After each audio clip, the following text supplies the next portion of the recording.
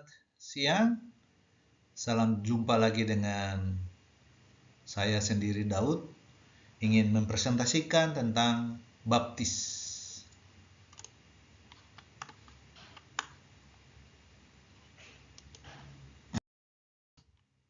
Adapun dalam baptisan ini kita akan membicarakan tentang apa itu keselamatan, pertobatan, intim dengan Tuhan, bertumbuh dalam firman Tuhan, intim dengan komunitas, dan pengarahan pengertian tentang baptisan air, baptisan roh, dan baptisan api. Bertumbuh dalam firman Tuhan.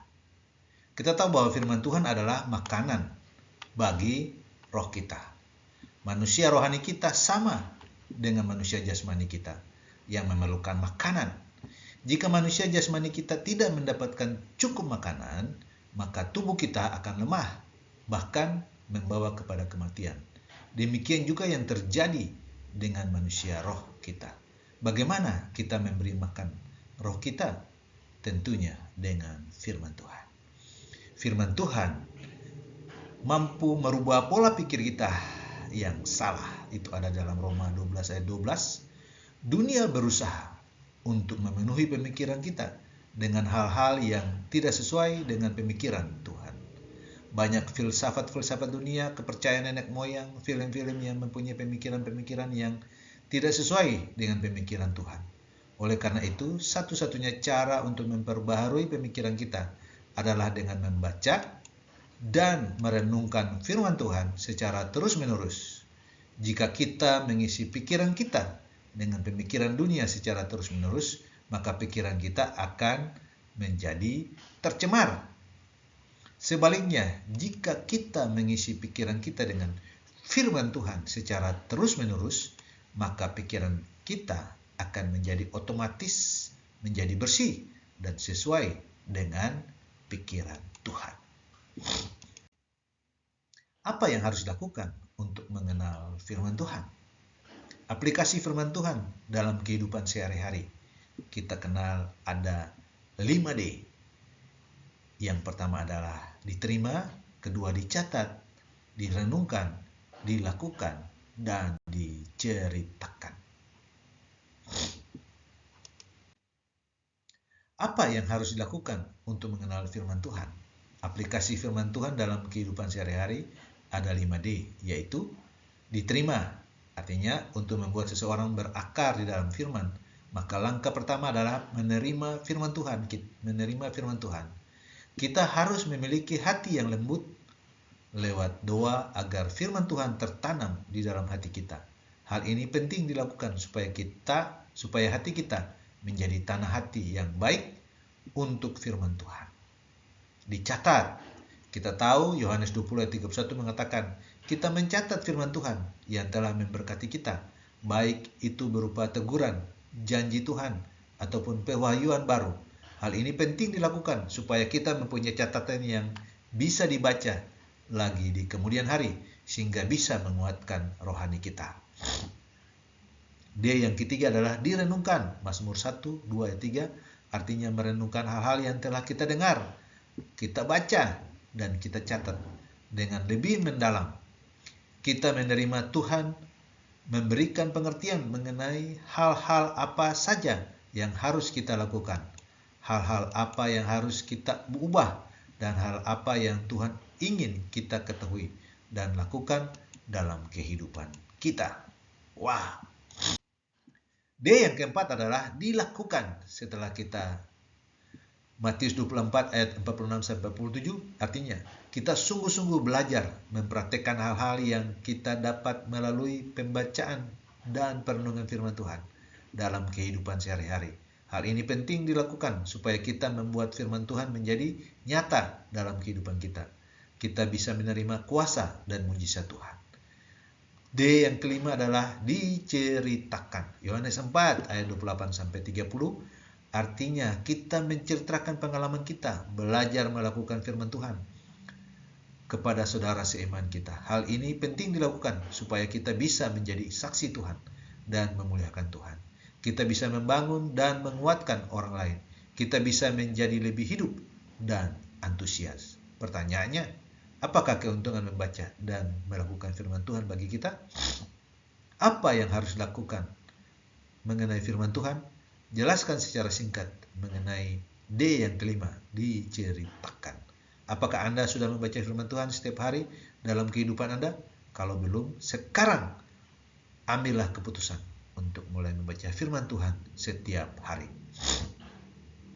Kesalahannya memahami penting firman Tuhan bagi pertumbuhan iman. Mazmur 1, 2, dan 3. Intim dengan komunitas. Sudah memiliki komunitas baik di sekolah, tempat pekerjaan, atau mengikuti komsel. Diciptakan sebagai keluarga komunitas. Intim dengan komunitas artinya kita diciptakan sebagai keluarga atau komunitas. Pada hakikatnya manusia diciptakan dalam komunitas sama seperti Tuhan juga. Hidup dalam sebuah komunitas. Bapa, Anak, Roh Kudus. Jadi jika kita rindu bertumbuh di dalam Tuhan, maka penting bagi kita memiliki keluarga baru di dalam Tuhan. Kita diciptakan dengan kebutuhan akan orang lain. Pengkhotbah 4 ayat 10. Ibadah sejati sinonim dengan Tuhan. Tercermin seberapa bertumbuhnya kita dengan keluarga baru di dalam Tuhan. Kita harus seimbang dalam beribadah. Ada ibadah pribadi dan ada ibadah secara komunitas. Ibadah secara komunitas akan membuat pribadi-pribadi yang kuat. Demikian sebaliknya pula orang-orang yang beribadah secara pribadi akan membuat ibadah secara komunitas menjadi kuat. Seorang ahli jiwa pernah berkata bahwa jikalau seseorang tidak bertanggung jawab terhadap orang lain, maka ia juga tidak dapat bertanggung jawab kepada diri sendiri. Ibadah secara komunitas juga memperlengkapi apa yang tidak mungkin kita dapat secara pribadi. Hanya melalui ibadah secara komunitaslah Tuhan mempercayakan segala kekayaan firman-Nya. Kolose 3:16. Hanya melalui diskusi dalam komunitas kita memiliki segala hikmat. Komsel mesianik. Apa KM itu? KM atau komsel mesianik adalah komunitas kecil, keluarga baru di dalam Tuhan. Orang yang berkomitmen dalam wadah GBI Rock Ministry untuk bertemu, saling membangun iman satu dengan yang lain, dan untuk menyelamatkan teman, saudara, serta relasi kita. Di dalam KM, kita akan mendapatkan dukungan sehingga rohani kita bisa bertumbuh dengan baik. Kita juga akan mendapat nasihat-nasihat firman Tuhan dalam menghadapi berbagai masalah dan tantangan hidup. Bahkan kita bisa membagikan pengalaman hidup kita kepada sesama anggota KM yang telah terlebih indah. Dari semua itu, kita bisa saling mendoakan serta mulai belajar melayani Tuhan untuk membalas cinta kasih Tuhan Yesus Kristus. Wow! Apakah tujuan dan fungsi komsel mesianik itu? K adalah kesatuan hati, merupakan proses untuk saling mengenal, mendukung satu dengan yang lain. Berbagai keluarga komsel mesianik merupakan tempat mempraktekkan kasih Tuhan yang tak bersyarat itu. T adalah tumbuh bersama, merupakan tempat untuk saling bertumbuh dalam firman Tuhan melalui penyampaian renungan firman Tuhan, kesaksian, pemberitaan, dan doa. M adalah memenangkan jiwa, merupakan keluarga yang memulihkan jiwa-jiwa yang terhilang, terbeban berat, dan terikat untuk mendengar kabar baik. Komitmen dalam gereja lokal. Setelah kita berkomsel, kita harus berkomitmen dalam gereja lokal. Apakah gereja itu? Kata gereja berasal dari bahasa Yunani eklesia, yang artinya dipanggil keluar. Orang-orang yang dipanggil keluar dari gelap kepada terangnya Tuhan. Mengapa sangat penting bagi kita untuk berkomitmen dalam satu gereja lokal? Kita akan mendapatkan perlindungan rohani dari ajaran-ajaran sesat dan pemikiran dunia yang akan membawa kita pada kebinasaan. Kita akan mendapat dukungan, bimbingan, dan pengejaran yang sangat berguna bagi pertumbuhan rohani kita dan membawa pada kedewasaan rohani. Sejalan dengan pertumbuhan rohani kita akan mendapatkan tempat melayani untuk membalas cinta kasih Tuhan dan berbuah bagi Yesus Kristus. 4, jika kita ada dalam komitmen dengan gereja lokal, maka kita akan menerima berkat-berkat yang Tuhan janjikan dalam ikatan perjanjian tersebut.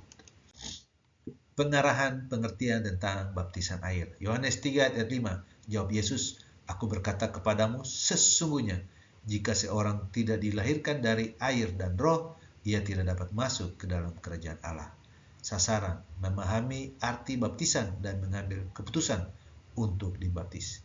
Gambaran penting tentang baptisan air. Baptisan air bukanlah cara keagamaan belaka, tetapi mengandung hal profetik yang penting di dalamnya. Baptisan adalah salah satu komponen keselamatan yang keberadaannya tidak dapat dipisahkan dengan korban Tuhan Yesus di kayu salib. Mengapa? Pada waktu Yesus dibaptis oleh Yohanes Pembaptis, itu bukan hanya tindakan ketaatan dan kerendahan hati saja. Matius 3 ayat 15, namun penggenapan yang terjadi pada zaman perjanjian lama, di mana iman meletakkan tangan kepada kepala kambing dan seluruh dosa Israel tertanggung di atas kepalanya. Jadi ketika Tuhan Yesus dibaptis oleh Yohanes Pembaptis yang merupakan keturunan iman, maka seluruh dosa dunia ditimpakan kepadanya. Imamat 16 ayat 21. Arti baptisan air. Kata baptis berasal dari kata Yunani baptiso, yang berarti sepenuhnya dicelupkan ke dalam air. Kitab suci mencatat semua orang percaya, murid rasul, dan bahkan Tuhan Yesus sendiri dibaptis dengan cara selam. Matius 3 ayat 16, Kisah Rasul 2 ayat 38, Matius 28 ayat 19. Jika melihat bahasa aslinya, berarti baptisan yang sesuai dengan firman Allah adalah baptisan selam, yaitu seluruh tubuh kita atau badan kita ditenggelamkan, atau dengan kata lain diselamkan ke dalam air. Tanda ketaatan Matius 2 ayat 28 ayat 19, baptisan air adalah suatu tindakan ketaatan pada firman Tuhan, di mana orang-orang yang percaya menyatakan iman dan komitmen mereka dalam Kristus. Tanda ikatan perjanjian antara Tuhan dan manusia, Kolose 2 ayat 11-12. Sunat dalam perjanjian lama adalah tanda ikatan perjanjian antara Tuhan dan manusia, sedangkan dalam perjanjian baru, tanda ikatan perjanjian antara manusia dengan Tuhan adalah baptisan air. Tanda kematian manusia lama dan kebangkitan manusia baru, Roma 6 ayat 3 dan 4. Baptisan air adalah tanda kematian manusia lama yang penuh dosa dan kebangkitan manusia baru yang penuh kemuliaan Tuhan. Wow. Makna baptisan air. Makna baptisan air jelas dinyatakan dalam Alkitab. Meterai, kelahiran baru. Titus 3 ayat 5, Yohanes 3 ayat 5, Markus 16 ayat 16. Hidup lama dengan segala dosanya dikuburkan dan hidup baru dimulai.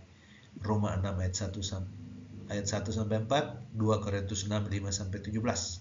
Disalibkan bersama Kristus dan dibangkitkan bersama Kristus. Galatia 2 ayat 19-20, Kolose 2 12-13, Roma 6 5-11. Dicantumkan atau dimasukkan sebagai anggota tubuh Kristus yang hidup. 1 Korintus 12 ayat 13, Efesus 4 ayat 3-6. Jadi makna baptisan air artinya menurut Alkitab adalah kita mendapatkan meterai kelahiran baru, di mana hidup yang lama dengan segala dosanya dikuburkan dalam hidup baru dimulai. Artinya pada saat Kristus melakukan apa yang harus dilakukan, yang mana saat kita masuk ke dalam air, artinya kita dikuburkan seperti Kristus. Dan pada saat kita keluar dari air, hidup kita yang lama itu sudah ditenggelamkan. Hidup kematian dosa kita yang lama itu sudah ditenggelamkan. Sehingga pada saat kita mengambil keputusan sebagai orang-orang yang mau dibaptis, kita tahu dan kita semua sudah mengerti tentang apa itu dosa, di mana kita tidak boleh lagi melakukan dosa atau hal-hal yang mengecewakan hati Tuhan nanti. Karena pada saat kita melakukan ini, Tuhan sudah mengambil dosa-dosa kita dan Dia sudah meluputkan kita dari segala dosa-dosa kita, sehingga kita bisa dan kita sangat layak untuk mendapatkan kasih karunia Tuhan. Dalam persekutuan dengan Kristus, tubuh kita sekali kelak akan dibangkitkan dan disempurnakan. 1 Korintus 15, 22, 51 ayat 5. Persiapan untuk menerima karunia Roh Kudus. Kisah Para Rasul 2, 38, 39, 8, 5 sampai 17, 9, 17, 18, 19, 5 sampai 7. Menerima sunat rohani untuk masuk dalam perjanjian Allah dengan segala berkatnya. Jadi zaman dulu itu khitan, tapi sekarang kita juga punya khitan juga sunat rohani untuk masuk dalam perjanjian Allah dengan segala berkatnya. Menjadi murid Kristus yang sah. Yohanes 3 ayat 26, 4, 1 sampai 21, Matius 28, 19 sampai 20, Kisah Para Rasul 8, 36 sampai 38, 16, 30 sampai 34. Menjadi kesaksian telah menerima anugerah pengampunan dosa dan keselamatan yang kekal. Kisah Para Rasul 2, 37, 38, 16, 30, dan 34. Siapa yang harus dibaptis? Semua orang percaya. Markus 16 ayat 16, Kisah Para Rasul 2 ayat 38, Matius 28 ayat 19. Banyak orang Kristen yang belum dibaptis sejak mereka bertobat. Mereka perlu mengerti bahwa baptisan air adalah suatu tindakan iman kita tentang keselamatan. Sewaktu orang mengerti bahwa baptisan air yang pernah dijalaninya tidak sesuai dengan firman Tuhan, Kisah Para Rasul 19 ayat 4-5, bayi dan anak-anak kecil belum boleh dibaptis, tetapi cukup diserahkan kepada Tuhan dan dididik dalam Tuhan oleh orang tuanya. Karena saat kita mengambil keputusan saat ini untuk dibaptis nanti, kita percaya kita sudah harus tahu, mengerti tentang dosa itu. Bagaimana kita menyenangkan hati Tuhan itu, sehingga kita bisa diluputkan. Mengapa kita harus dibaptis? Baptisan adalah perintah dalam Tuhan. Yohanes 14 ayat 15, Markus 16, 15-16, Tuhan Yesus sendiri memberi contoh, Matius 3 ayat 13 sampai 17.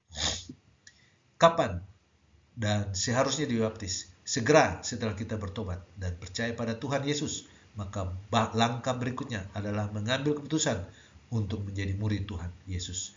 Baru setelah itu dibaptis, Matius 28 ayat 19. Ada 3 macam baptisan, Matius 3 ayat 11, baptisan air, baptisan Roh Kudus, baptisan api. Apa yang terjadi pada peristiwa baptisan? Pengumuman pernyataan kepada dunia bahwa kita menjadi sama dengan Kristus. Yang kedua, pengalaman kematian, penguburan, dan kebangkitan bersama dengan Kristus menjadi lebih nyata. Itu ada di dalam Roma 6 ayat 3 dan 7. Peneguhan, pemutusan hubungan secara resmi dengan kehidupan lama dan kuasa kegelapan. Penerimaan yang berikut, penerimaan pelunasan dari surat hutang dosa. Kolose 2 ayat 12 sampai ayatnya yang ke-14. Contoh baptisan air dalam Alkitab itu ada 3.000 orang-orang Samaria yang percaya, bendahara negeri Ethiopia, pemuda-pemuda Saulus yang bertobat, perwira Cornelius dan seluruh kerabatnya, Lydia dan keluarganya, kerajaan Crispus, penjara dan keluarga Crispus sekeluarga, dan banyak orang Korintus, 12 murid di Efesus. Wow, contoh-contoh dari baptisan air ya. Pelayanan lanjutan sesudah dibaptis. Apa yang harus kita lakukan?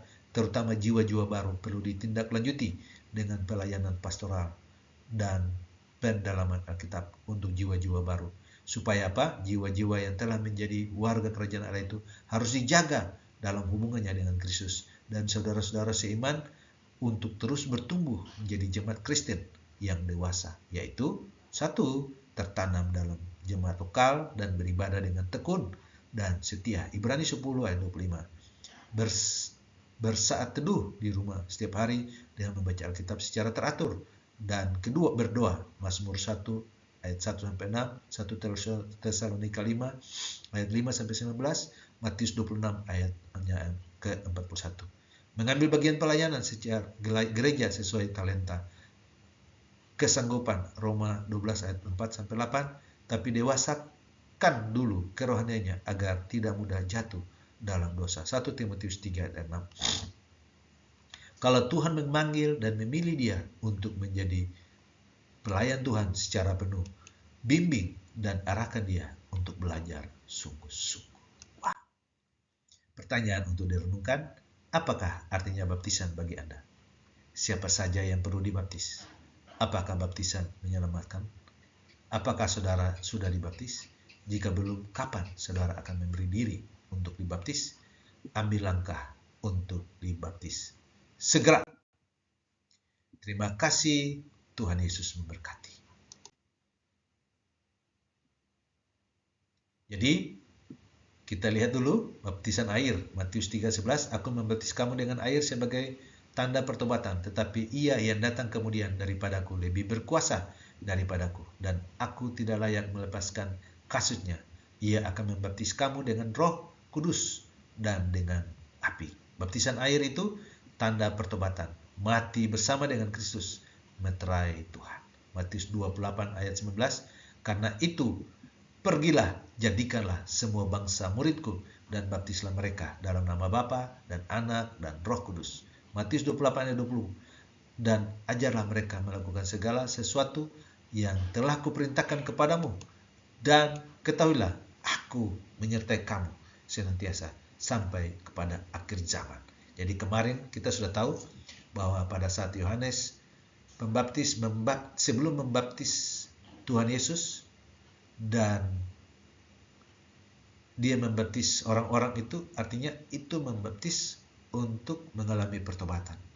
Tetapi baptis Tuhan Yesus itu tidak memiliki dosa, tidak mempunyai dosa, tetapi dia mau menanggung dosa itu, sehingga dia mau melakukan apa yang harus dia lakukan, di mana dia harus masuk ke dalam air itu, supaya setiap kita yang mau dibaptis akan masuk ke dalam air itu, dosa-dosa kita akan tertimpakan kepada Kristus. Dan pada saat kita keluar, dosa-dosa kita itu sudah diambil oleh Kristus itu, sehingga kita boleh mendapatkan tempat yang layak di hadapan Tuhan. Dan sekarang ini, pada saat Matius 28 ayat 19, karena itu pergilah, jadikanlah semua bangsa muridku, dan baptislah mereka dalam nama Bapa dan Anak dan Roh Kudus. Sehingga pada saat ini, saat nanti saudara-saudara mau dibaptis, kita akan menggunakan dalam nama Bapa dan Anak dan Roh Kudus. Kita akan membaptis saudara, menenggelamkan saudara, dan setelah itu kita mengangkat, menarik keluar. Kita tahu dan kita percaya bahwa setiap kesalahan, dosa yang sudah kita lakukan secara sadar, kita akan ditenggelamkan itu, dosa-dosa kita akan ditenggelamkan, dan pada saat kita keluar, dosa-dosa itu sudah tidak akan ikut kita lagi. Dan kita harus menjaga pikiran, perasaan kita, tubuh, jiwa, roh kita, terus membaca firman Tuhan, merenungkan firman Tuhan, dan menjadi pelaku-pelaku firman Tuhan, supaya kita terus dijauhkan dari segala dosa-dosa itu. Baptisan Roh Kudus, kita memiliki kepenuhan Roh Kudus, dipimpin Roh Kudus, mematikan keinginan daging. Pada saat kita mendapatkan baptisan Roh Kudus, kita mematikan keinginan daging. Roma 8, hidup oleh roh, mematikan keinginan daging. Galatia 5 ayat 19-21, perbuatan daging telah nyata, yaitu percabulan, kecemaran, hawa nafsu, penyembahan berhala, sihir, perseteruan, perselisihan, iri hati, amarah, kepentingan diri sendiri, percideraan, roh pemecah. Galatia 5:21, kedengkian, kemabukan, pesta pora, dan sebagainya. Terhadap semuanya itu, kuperingatkan kamu seperti yang telah kubuat dahulu, bahwa barang siapa melakukan hal yang demikian, ia tidak akan mendapat bagian dalam kerajaan Allah. Sehingga kita harus hidup oleh roh itu. Di Galatia 5:19 sampai dengan 21 itu, kita harus menjauhkan semuanya itu, sehingga roh yang Tuhan berikan bagi kita itu, kita punya roh itu akan menyala-nyala dan akan dituntun dan dipimpin pada saat kita memiliki kepenuhan roh itu, sehingga buah-buah roh itu akan keinginan daging itu akan menjauh daripada kehidupan kita. Sehingga keinginan roh Galatia 5:22-23. Tapi buah roh ialah kasih, sukacita, damai sejahtera, kesabaran, kemurahan, kebaikan, kesetiaan. 23.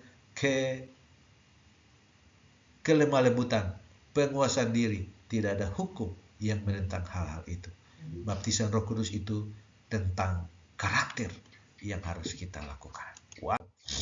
Baptisan api. Untuk baptisan api itu kita bisa melewati persoalan, masalah, ujian kehidupan, tetapi keadaan kita aman-aman saja. 1 Petrus 1:6, bergembiralah akan hal itu, sekalipun sekarang ini kamu seketika harus berduka cita oleh berbagai-bagai pencobaan. 1 Petrus 1:7, maksud semuanya ini ialah untuk membuktikan kemurnian imanmu yang jauh lebih tinggi nilainya daripada emas yang fana, yang diuji kemurniannya dengan api, sehingga kamu memperoleh puji-pujian dan kemuliaan dan kehormatan pada hari Yesus Kristus menyatakan dirinya. Yakobus 1:2, saudara-saudaraku, anggaplah sebagai suatu kebahagiaan apabila kamu jatuh ke dalam berbagai-bagai pencobaan. Sebab kamu tahu bahwa ujian terhadap imanmu itu menghasilkan ketekunan. Dan biarlah ketekunan itu memperoleh buah yang matang, supaya kamu menjadi sempurna dan utuh dan tak kekurangan suatu apapun. Baptisan api, kita keluar dan aman dari segala persoalan dan permasalahan yang dihadapi, dan kita berbuah.